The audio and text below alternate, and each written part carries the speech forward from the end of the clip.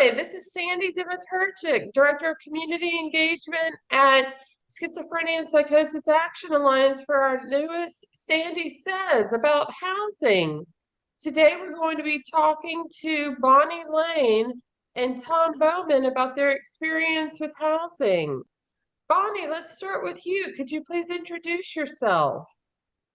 Hi, I'm Bonnie Lane. I'm a therapeutic consultant, psychologist, and private care coordinator for families responsible for an adult loved one with chronic and persistent mental illness, like bipolar, schizophrenia, or other psychotic illnesses. And for this event, I also would like to share that I'm on the North and Northwest Suburban Housing Task Force for NAMI, Illinois, and on NAMI, Illinois' Legislative Committee. Well, thank you. And how did you get into providing services for family and friends who know somebody with schizophrenia? I'm a psychologist, and since my very first job after graduate school, I've been working with people with chronic and persistent mental illness. Um, I became very active in local community-based mental health agencies as an employment, as something that just I wanted to see how I could provide more services. And there was a gap in services. People, when they go to graduate school, can't wait to get out of case management. I chose to go back into case management when I saw that there are psychiatrists and psychologists who work with the individual, but there was nobody to help the families. So I went back in and I support the families of those with mental illness so that they understand what resources are available. When discharge planning is done, I make sure that the appropriate level of care in housing is provided. And I work with every level of care and housing from SMRFs, which is specialized mental health recovery facilities, to private residential facilities around the country, as well as Section 8 supported housing in Illinois. And you're at the national level, right? So anybody throughout the United States could contact you to get help? Absolutely. I work nationally. I work with residential facilities all over the country. I work with local facilities all over the country. I do hospital discharge and forensic psychiatric unit discharge all over the country.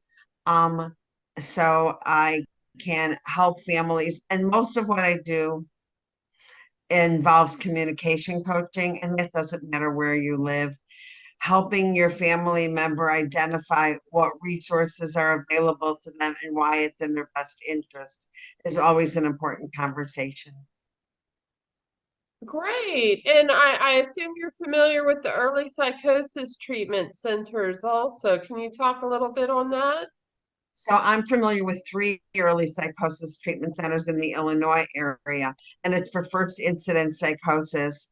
Um, Evidence has shown that when you treat a psychotic illness at the very onset, before it has a chance to bloom into um, an uncontrollable situation that can create danger for people who are struggling with it or their loved ones, it is best treated. And the medications are shown to also be far more effective when they're given early on.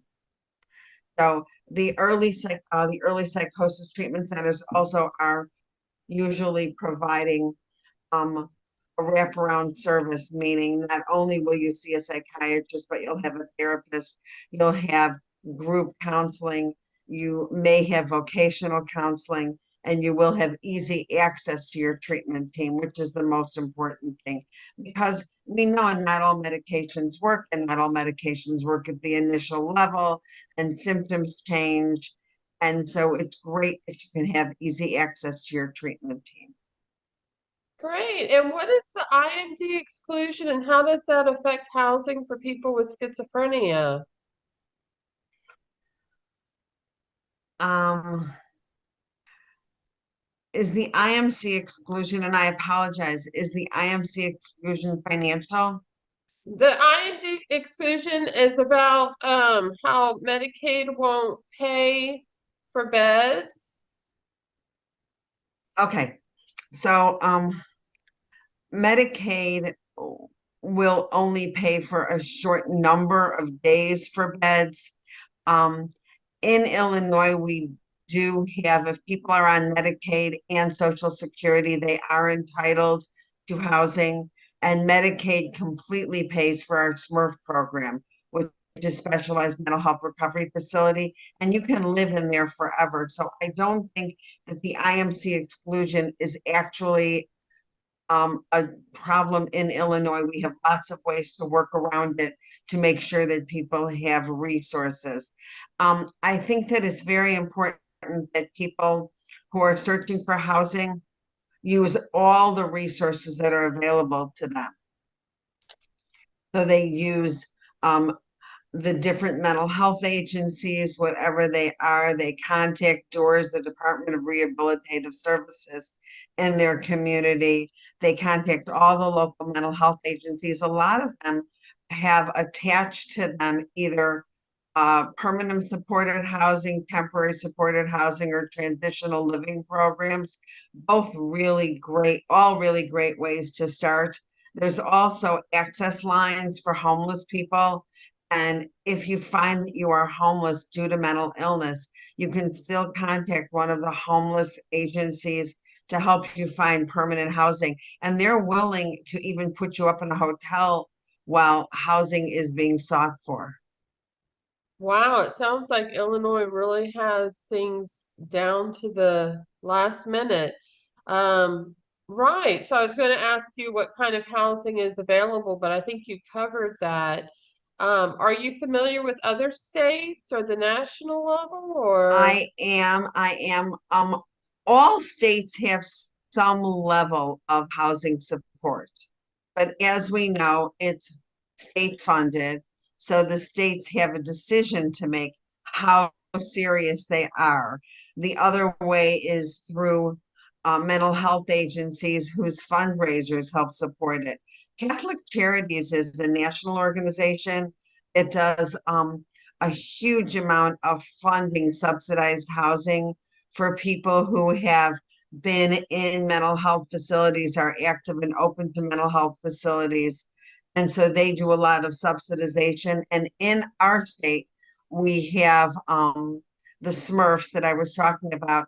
And if you live in a nursing home, which is an inaccurate placement for somebody with mental illness, there was a lawsuit many years ago, and it meant that anyone that was placed in a nursing home is then entitled to permanent supported housing for the rest of their lives. Hmm.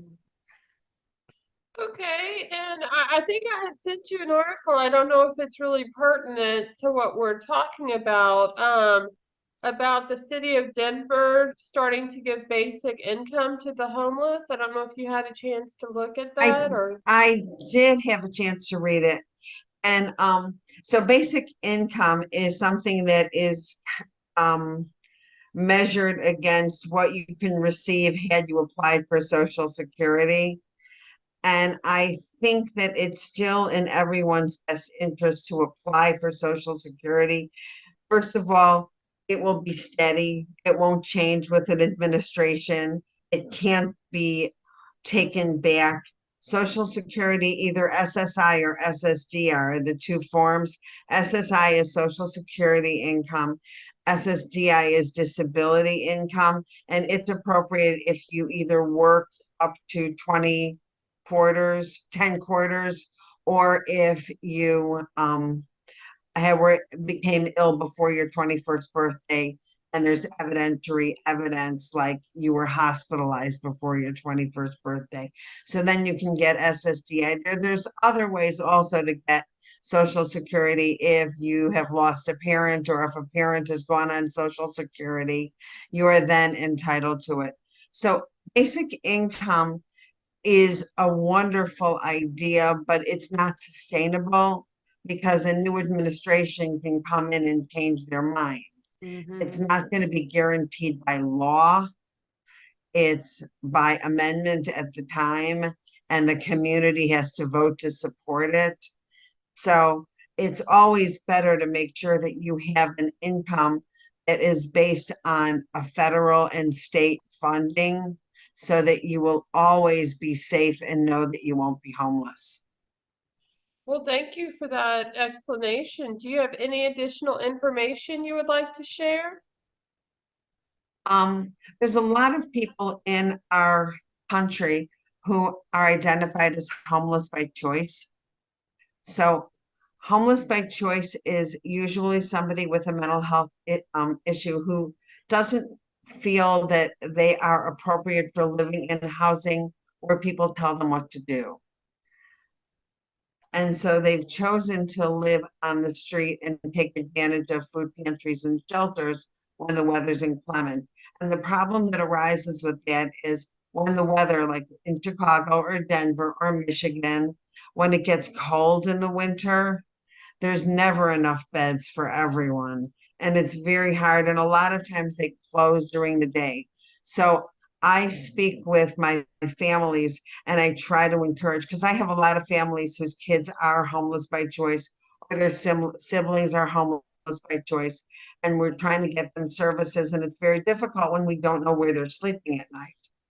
So for their safety, so that they can stay on meds if that's what they choose to do, so that they can stabilize, so that they're not exposed to the element or criminal element that takes advantage of people with mental illness.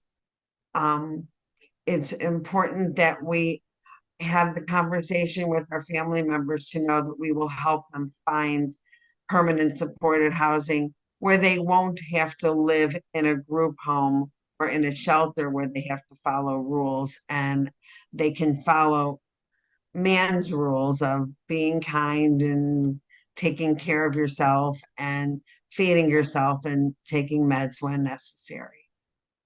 Well, thank you so much, Bonnie. We'll now move to Tom. Tom, could you introduce yourself, please? Yes, hi. My name's Tom Bowman. I live in Annapolis, Maryland. I am the father of a 27-year-old son whose diagnosis is schizoaffective disorder. So that's what brings me here, and I have power of attorney for him, and I'm his assigned medical agent in his advance directive. So I do, it's like I'm speaking from that place, not just somebody who has seen. It's like I've been very intimately involved with his care since this whole thing, came into our lives 4.5 years ago. So yeah, that's why I'm here. So I appreciate you asking. Okay, and what has been your experience with finding housing? Um, it definitely has been a struggle. I think I count myself as very fortunate early on in his diagnosis, and actually before the diagnoses, there was a number of diagnoses that were thrown out over the first year or so. But I think I was very fortunate from hearing and reading a lot of other people's experiences. Um, I I went into the county mental health department fairly early on in the situation, and as Bonnie was saying, I got great advice as far as getting on or getting him set up for SSDI, and also for Medicaid. And I appreciate what Bonnie was saying about the Medicaid, the state resources versus the federal resources. But that getting him on the Medicaid, just it opened up the doors to one type of a facility was a residential rehab program. It's RRP for short. That enabled him to get on a waiting list to get into one of those organizations. It took quite a while, maybe 9 or 10 months. And in that time, he was in a number of psychiatric facilities, hospitals for lengths, maybe 2 to 4 weeks. I did have to find private um, placement, meaning that I basically footed the bill for, I think, 2 or 3 months in a small little cottage about 10 minutes away from where I live. Um, he was put into a private care home from one of the psychiatric facilities. They had some resources that they would reach out to find placement. And he actually did very well in that environment. It was just a single mother who was an RN with a few kids, like I think she had 3 kids. and he seemed to do really well there. And unfortunately, it was about an hour away, and he had a lot of things going on that I had to take care of, so I couldn't afford, both resource wise and just emotionally wise, I couldn't afford to have him that far away. And then kind of at that same time, the RRP opened for him. So I think I count myself very lucky with having been given some very good advice. He's been relatively safe. The one thing I would say is that, um, I guess we'll get to it in a little bit, but some of these organizations, and I think going to Bonnie's point, which I thought was great, was a lot of these organizations have a lot of policies and rules that their clients have to follow, and it's just, I can't even tell you how excruciating it has been, trying to negotiate, advocate, battle on his behalf because he won't do it. He can't do it. It's just part of that diagnosis is delusional and disorganized thoughts. And he thinks these people aren't going to follow through with kicking him out if he continues to smoke in his room. And I can't even tell you how many times I find myself having to put out five alarm fires. No pun intended about the smoking, but seriously, it's just like these people seem to treat some of their clients, at least my individual experience with my son, as though they are living in a private boarding school, and they have these policies and these regulations. And if you don't follow them, then, we're going to kick you out because you're not doing them. So you either must not need them, you're choosing to be this way, and we need the space for someone who wants to be here. It's just like, okay. So yeah, Bonnie, it's like, It's a I, very, very interesting point because these places are all voluntary, yeah, that they feel that because you are saying, yes, I want to be here, it means, yes, I can follow all your rules. And it's not always true. And I neglected to mention that I am the parent of a schizoaffective son as well, which is what led me from my mental health agency job to doing this privately, because I knew that it needed to be done and families needed help. It was hard for right. me, and I knew all the players. Right. I can imagine. I think one thing I jotted down a note, when you were talking about the fact that a lot of people, in your field, they couldn't wait to move on from casework. And one thing that I noted down immediately was that I think if there would be some, I know we're getting into some issues which are, uh, a little bit beyond the topic, but I think they're very much connected. I think if there could be ways to solicit federal or state funding or county, local level funding for some of these organizations, or for caseworkers in general, to make the field a little bit more attractive. I know we have this problem with teachers, right?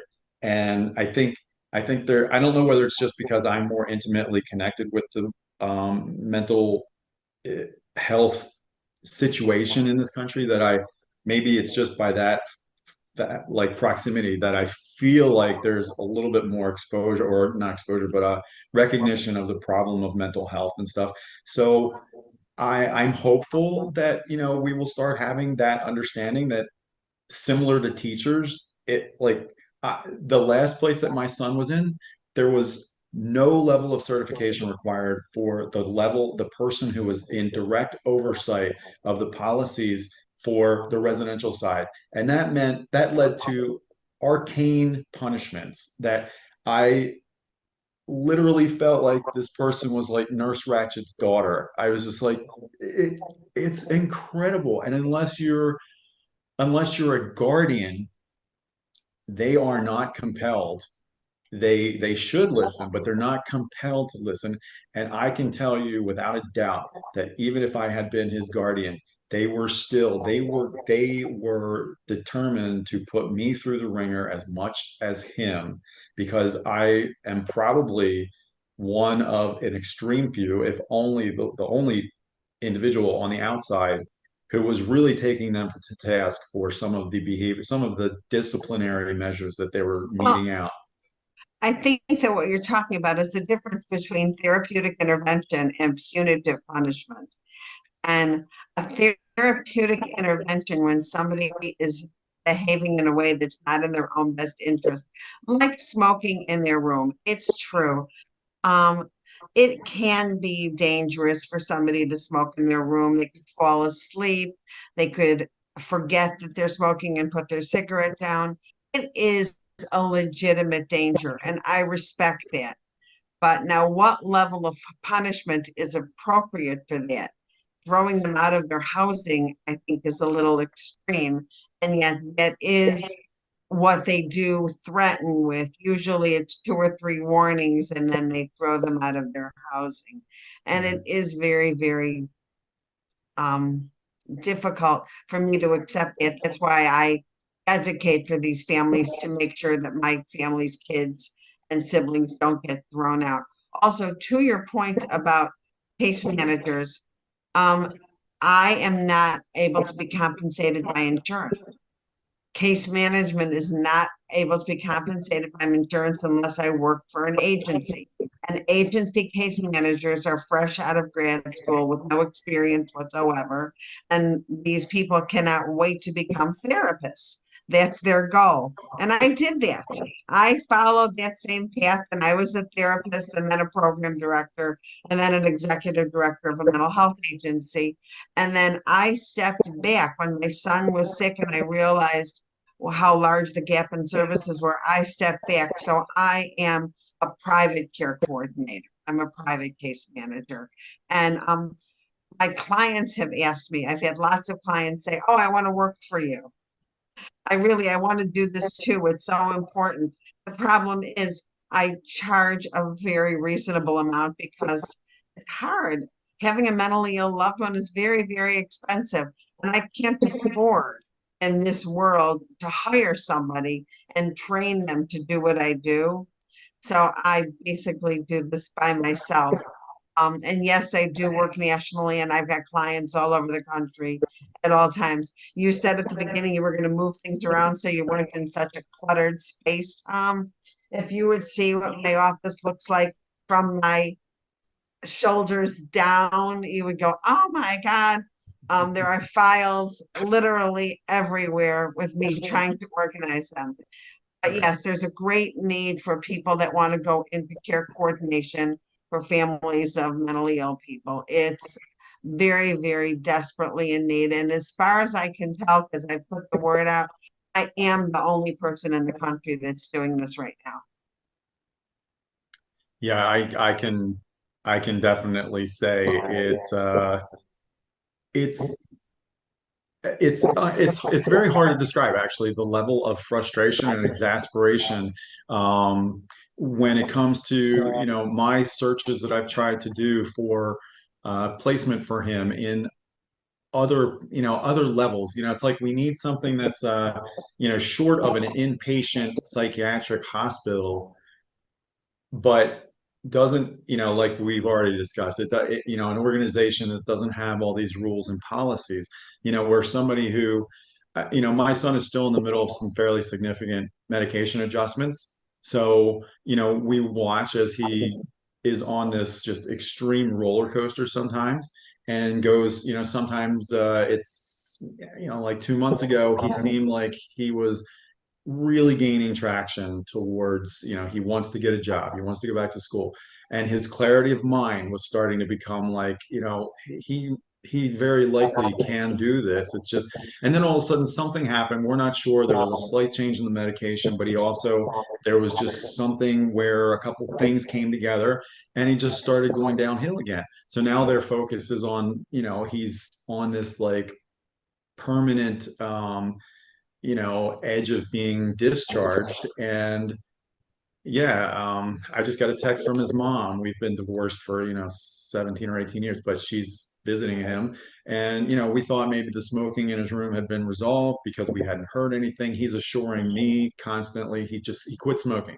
Well, she's in his room and has found like a ton of cigarette butts behind his bed.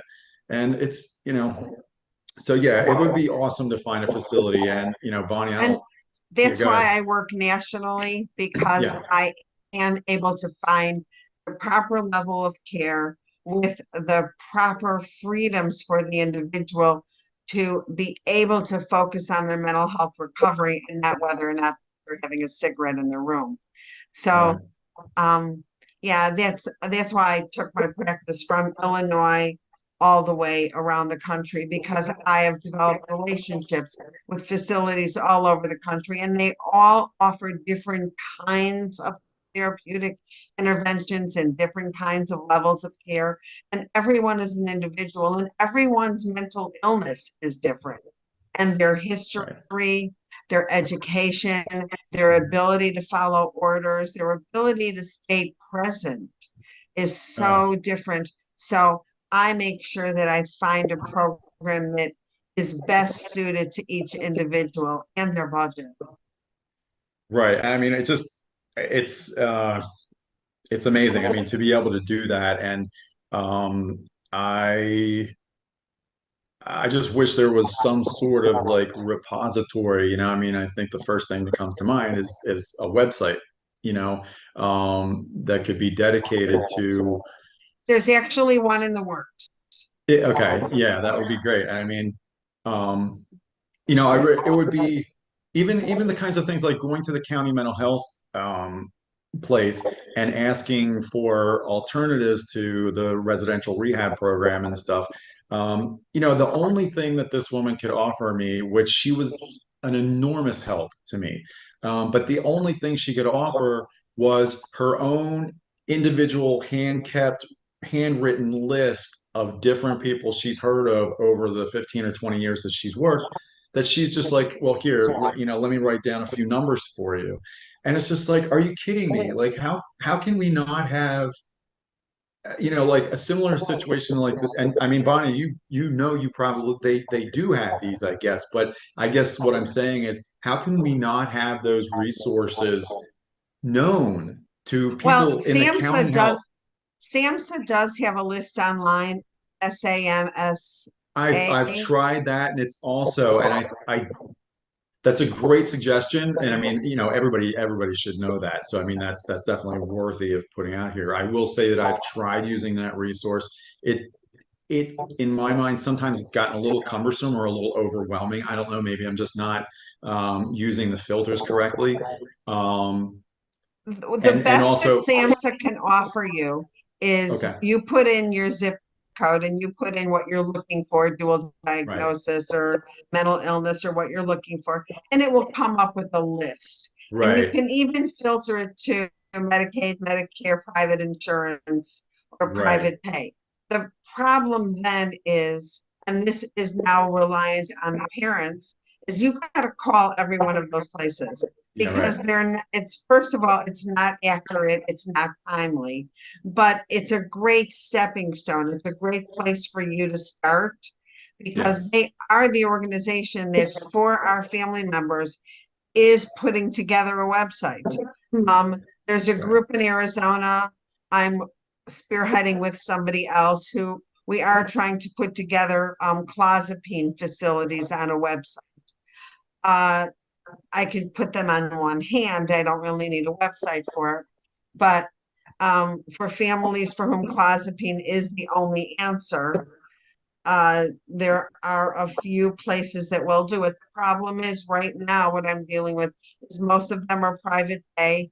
They say they take your insurance, but then when they run it, they say, well, our price is 24.5, 32.9, ridiculous every month. And your insurance is willing to pay $6,000. Well, where did you just get this? right, So right, we need to have, and my goal in my life is to find a way to start a non-for-profit to fund private mental health facilities at different levels of care, but mostly at the highest level of care, where somebody is really symptomatic and needs intensive therapy and an ability to live in an environment where they can grow and recover. And I right. would love a non-for-profit to start to do that. But I'm running into a lot of brick walls, because when I speak to people who should be the people that would say, yes, I'm on board, I'll hear, well, if it's not a clozapine facility, I'm not interested in funding it. So we need to work together as a society. You look at what Autism Speaks did for autism research. It's incredible, but they had the president of NBC. We don't have the president of NBC to be able to go on television every day and talk about mental health awareness and the resources and the problem we have in accessing resources in the communities for our loved ones. And we need to Right. be more involved with Tommy and more involved with the local mental health agencies and empower them. I'm on 3 legislative committees in Illinois. I testify regularly to get laws changed to help families have access. Like you said, if you're not a guardian, you don't get to speak to the people in charge. In Illinois, we did have a law change, Senate Bill 1970, last January 1st, that allows family members who are not guardians and have no advance directive sign. If you are financially or emotionally responsible, you can talk to the hospital. Hmm. They have to Yeah. speak to you. They have to tell you diagnosis, discharge planning date, when it's going to happen, and medication list.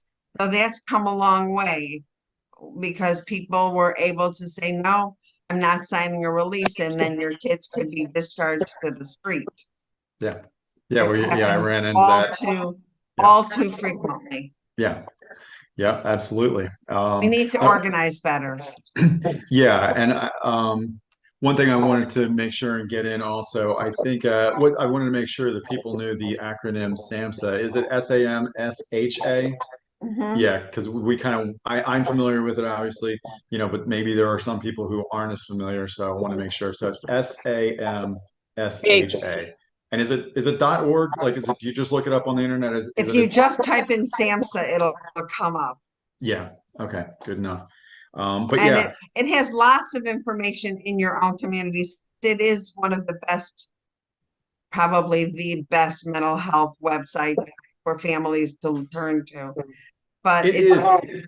Yeah, it is extremely comprehensive, and that, like you were saying, I think maybe that's one thing that happened to me is I just found it to be overwhelming because there were so many returns that came up, and it's just basically like, you start calling these places, and some of them are like, yeah, I'm not sure why I'm under that category or whatever, and it just got frustrating, but it is. Yeah, it's very comprehensive, and there is a ton of information on there for sure. Absolutely. well, this has been so enlightening. I just wanted to add my own perspective just shortly. I actually have schizophrenia myself, and I ended up at a homeless shelter. I was very fortunate. None of the shelters, this was in Houston, none of the regular shelters would let me go there because they couldn't, because I was on medication. And luckily, I found a small assisted living homeless shelter where I stayed for a couple months. Um, in terms of housing, I went on disability back in 2008, and you just don't get much money with disability. And I know my parents have paid, I went to an assisted living facility after the hospital for about 6 months, and my parents paid for it. Probably the thing that I'm most proud about is that my parents haven't gone into debt trying to help me. Once I went on disability, I just kind of try to make the most of it. I work part-time for S&PAA as the Director of Community Engagement. And I recently started living on my own about 6 or 7 months ago, after many years of staying with family. But, it's just really hard. And if you do get housing, a lot of times it's in a low income area and there's a lot of criminal activities and danger. So that's kind of my perspective. I'm So sorry that that happened to you. We do have a housing task force through our NAMI, and I'm assuming other NAMIs may also, and we are building housing in lots and lots of very nice areas. We're working with developers and using federal and state tax breaks to get them to sign on board to build our housing. And we try very diligently to link them to mental health agencies, make sure that they're near public transportation, grocery shopping, restaurants, things that they're going to need, they can walk to. And so we are doing that in Illinois, and it's a great model. And if your NAMI would be interested in contacting our housing task force, we'd be more than happy to talk to them about how we do provide housing, safe, supported housing in a good neighborhood. And it only takes a third of your SSDI check or your SSI check. You don't need to have, oh, either one is good. So it only takes a third of your income. The rest of the income goes to you. We do encourage people to work or go to school or volunteer when they're living in housing, but this is housing for them forever, even if they choose to not pursue anything other than just living there. Wow. Bonnie, can I ask you a question? I know at one point you were referencing subsidizing for I guess for housing. And is that on a local or state level, and is that specifically geared towards individuals with mental health challenges? And the reason I'm asking is because, we obviously in Maryland, we have subsidized housing, but it's not geared towards mental illness. So you So, have that criminal element, and so it's an environment that obviously is probably the worst that you want to send somebody with a mental illness. Okay, So is it our housing does not allow a criminal element. There's background checks done. So nobody with a criminal background is able to move in. It's disability housing. So it's open to anyone with any disability. The housing is for the most part usually about 20 or 30% MI, mental illness, but you have to be independently functioning to right? live Okay, there. So right. it's not the first level of care, it's the last level of care. But we have SMRFs like your RRDs, I think you call them, Okay. and we have specialized mental health recovery facilities. And after you've lived in one for 6 months plus, you then are offered the opportunity to live in a community-based apartment, your own apartment. And that will also only take 30% of your income, and it can be in any community you want. It can be in the community that you grew up in with your family. It could be in the community where the Smurf is. It could be in any section of the city. You find a community where you feel that you will be comfortable, fit in, safe, have um, connections and resources, and you choose, and they help you find an apartment in that community.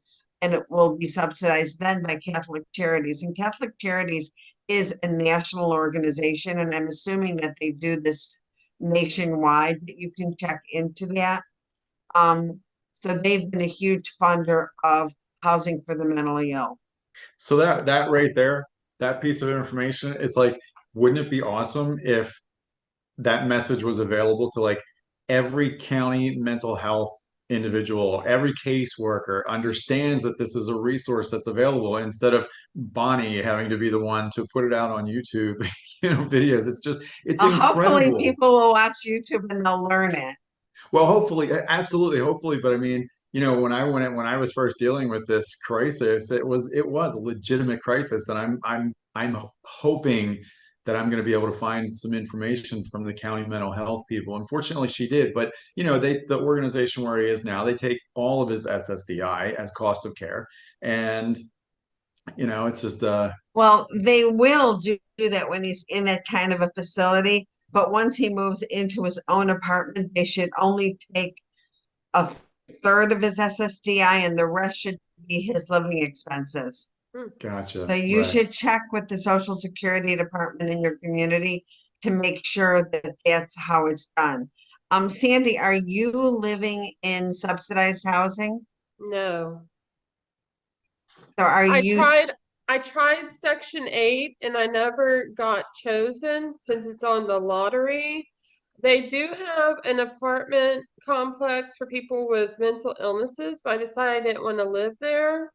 I have a friend who lives in this apartment complex, and it's nice. It's expensive, but um I'm trying to think, there was something See, the else. problem with earning money and being on SSI or SSDI is if you earn enough money to live in your own lovely apartment, and from the back, it looks like your apartment is very lovely. If you earn enough money, you are at risk of losing benefits, Medicaid, Medicare, SSI, SSDI. There are different levels depending on what asset you are receiving, but you're at risk. So it's being linked to an agency where you are only going to be using 1/3 of your income. And I tell people if they want to work, and I 100% support working, divide your job into part work, part volunteer. So you're still structured all the time, but you're not at risk of losing your benefits, because nobody with mental illness knows if tomorrow they'll become symptomatic again and need their benefits back. So I never want anyone to risk losing anything. So I'm a huge proponent of part work, part volunteer at the same location or Mhm. at different locations. But it's a good, we know that people with mental illness, like everyone else, need structure to their day. We don't want to take that away, but we don't want them to risk losing benefits. Like you said, you work part-time. If you worked full-time, you'd be at risk of losing your benefits, Sandy. So Mhm. you work part-time, it's easier for your mental health symptoms, and it's easier to make sure you don't lose your benefits. But it also makes it more difficult for you to pay for your own apartment without a subsidy from either the state, federal government, charity, mental health agency, so many different ways to get subsidies. And working with people that know what subsidies are available make your life easier. Well, thank you. I had a question, Sandy. It occurred to me that I had a question. I don't know whether you're going to be able to answer it directly, but I think it would be of benefit to people who would be searching for this type of information. During your course, I mean, I was very surprised to hear your diagnosis, and congratulations on how well you're doing. That, it must have been an incredible journey. Um, so I was wondering, I didn't catch how long it and I mean, feel free, obviously, if you don't want to share certain things, but I'm very curious, and I think it might be something of interest and help to somebody. How long have you had the diagnosis? So I'm in my late 40s. Back in 1998, I got diagnosed with bipolar. And then for the next 10 years, I bounced around jobs. My parents wanted me to go on disability. I wanted to work full time. I bounced around living, like I mentioned, the shelter, different living situations.